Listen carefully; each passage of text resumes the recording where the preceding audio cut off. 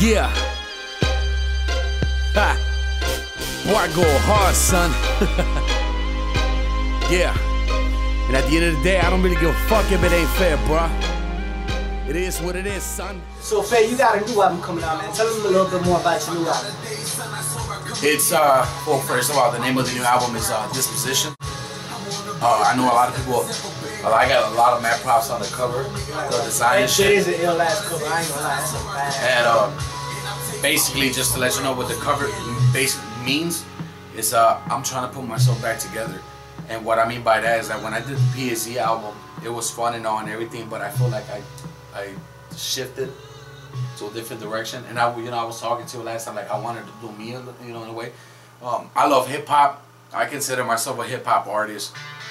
And maybe it might be a different type of hip hop, but if anything, I would call it like the modern urban type, time of it, everything. But it's just a branch of the hip hop tree.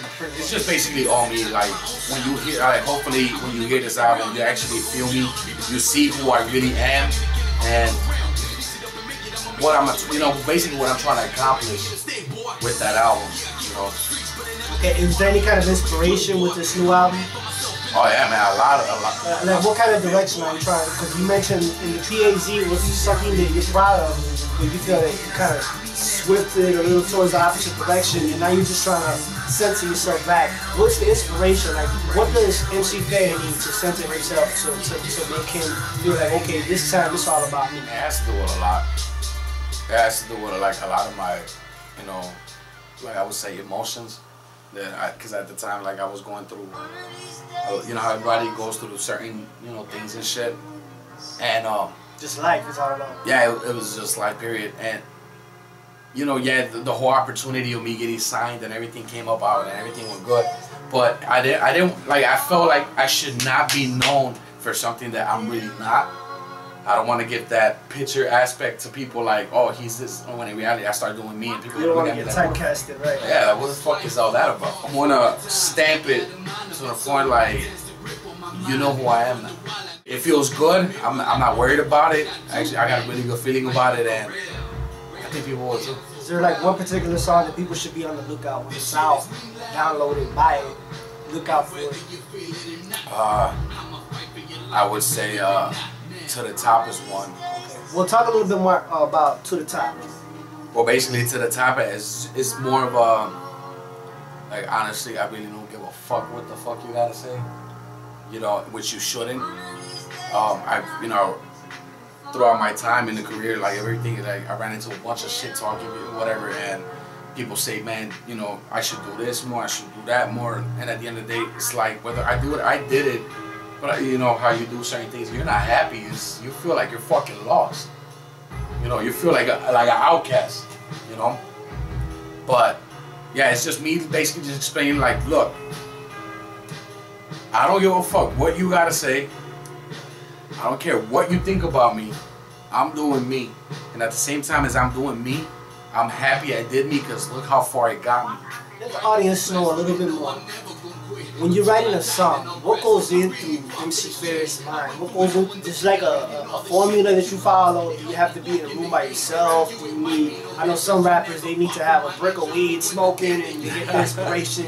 Niggas like me need a couple beers and shit, and I'm ready to go. Like, what's Emcee Fare's inspiration? Because I know everybody can kind of rap on the spot or kind of write a song at the moment, but like if you really are fortunate to have a song and really write to it, take your time to it, and make a classic out of it, what is the kind of Emcee Fare formula for that? I know for one thing I tend to do a lot is I'll be in my room. I'll close my door and I'll lock it. So like privacy is a big thing. Yes, I guess privacy. I mean, don't get me wrong. Like if I'm in a group, like we're all doing features, or I'm in right, but I'm saying if it's a song that you can really take your time with. Oh yeah, like I close my door, I lock it, and I have sometimes it depends on two things. One, if I'm really into something and I really want to accomplish something, I would use headphones for whatever I'm listening to, a specific beat. If it's something that I feel good with, and I'm just gonna go with it because I got an idea already and everything and stuff like that. I'll use my monitors, you know, my speakers, whatever, and I'll just go on from there. But normally it's like, yeah, I mean, normally I started, you know, like I'll write on my notebook, but I notice one thing I do that it's like, you know, if I start writing on my phone, because I just ended up catching writing on, so one thing I do like is that as it gets dark outside and shit like that, I do not turn on the lights.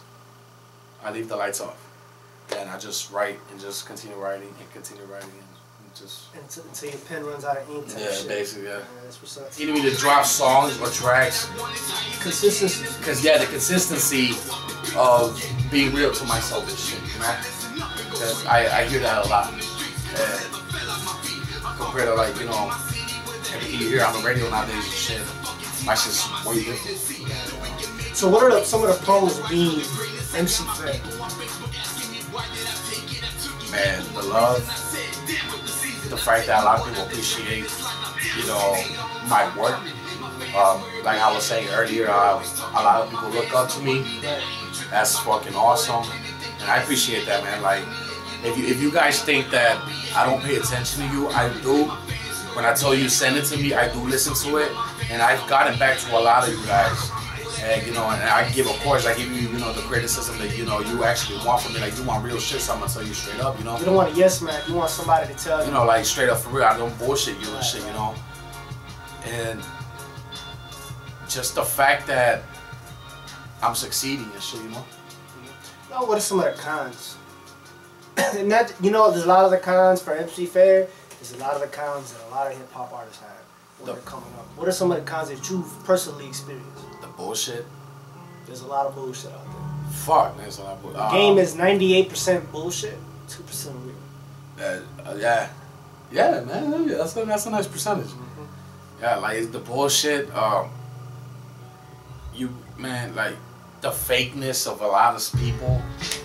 You know, like, believe it or not, I try to be as close as possible with all my peoples and shit. You know, for example, like you, I'll be real close with you and everything's good. But you know, because I mean, we real to each other and shit. You know, and like I could go out there, I could go to a spot or whatever, and all of a sudden I got a show and I meet this person, and maybe 2 weeks later that person is still trying to talk to me or whatever, and I'll hang out with them, no problem and shit. But at the end of the day, it's like you can tell the difference between somebody that's being real friend with you and being real with you, to like motherfucker that just wants to be there, you know.